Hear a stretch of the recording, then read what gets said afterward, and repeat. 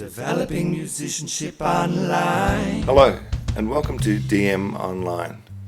For the last 3 episodes, we've been mixing down an acoustic band, and we finally put together our collective sound and are now outputting it to the stereo output with a limiter to bring it up to 0 decibels, or negative 0.5 decibels, to allow a little bit of headroom so we don't distort.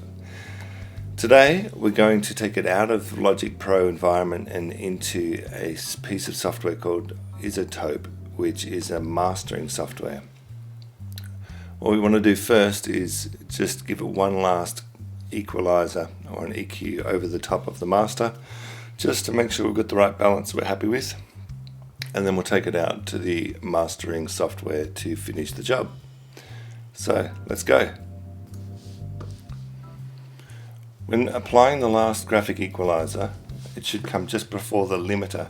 If we put it after the limiter, the chances are we will potentially bump up our volume and end up distorting. So we want to make sure we've still got the limiter in place. So you can do that by just adding the channel EQ in and then just dragging it up to the top of the line so that it goes before the limiter. At this point, it's simply a matter of listening and adjusting. One of the things that you should be aware of with Logic Pro is in the preferences under audio is a setting called the I/O buffer size. And if you are recording, you want to avoid latency, and latency is where you play something and then you're hearing it in your monitors much later, which can confuse the player.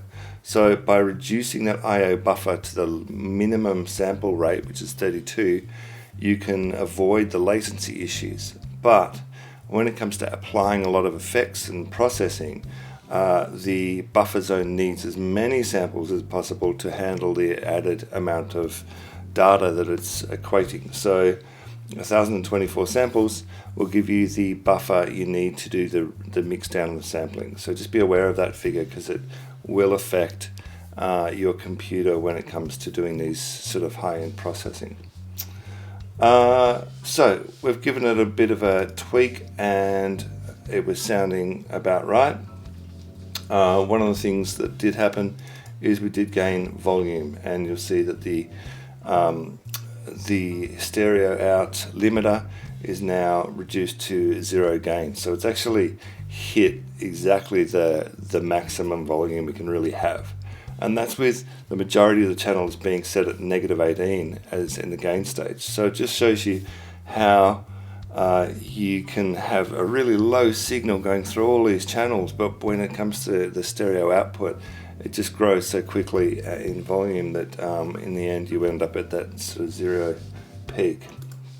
So we're going to bounce it out now. I always find just highlighting the area you want to bounce saves you getting any unwanted length of track. And the bounce is in the bottom of the file menu. And then you want to do the project or section. Now, generally I do not use the normalize, because the limiter we're using actually is already normalizing the volume. Although in a recent mixdown I had a strange issue occurring, and I did use the overload protection to try to protect myself from what was going on. I'm going to assume today we're okay. So the wave is the format you really want to be in before you have mastered it. After you've mastered it, going out to MP3 is okay. The 16-bit is fine, and the 44,100 Hertz sample rate is all good. And I used interleaved as a general standard. So the PCM is the wave format.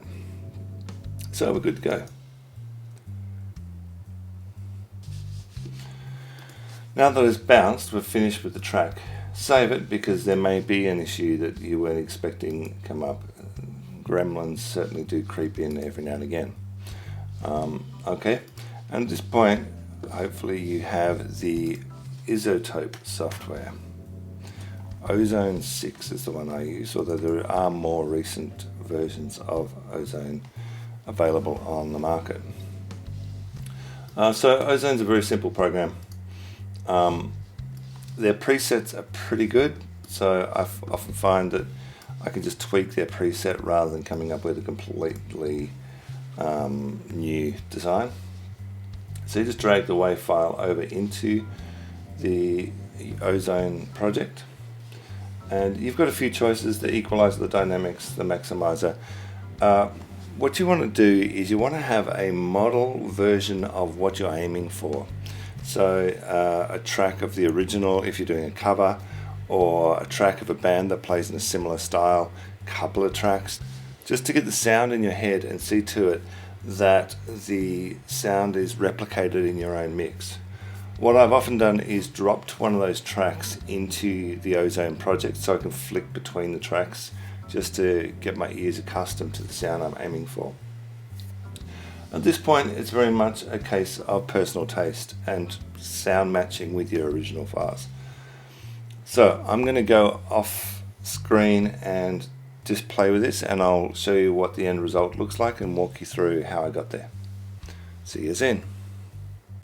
So I'm back, and I've got a mix that I think works well with this particular track. So over a period of time, I've saved and saved and saved presets. So generally what I've done is I've started with one that pre-exists, and then I've adapted it.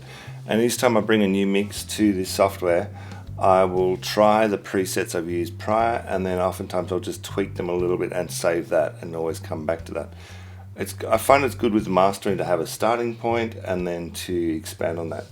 So just to explain a little bit of what this is actually doing, most of it is compression, but the compression is based on a multi-band compression device. So that means that it's compressing frequencies or frequency ranges, rather than compressing the whole mix the same way. So in that way you can bump up and down your frequencies using these gain knobs. You can control the pattern of the compression, and you can really pull up and down the frequencies that you're trying to use to shape the sound of your recording. So if you think of the mastering process as like when we create our EQ and our compression in our instrument, we're shaping the timbre of the instrument. In the software that we use to master, we're shaping the timbre of the recording.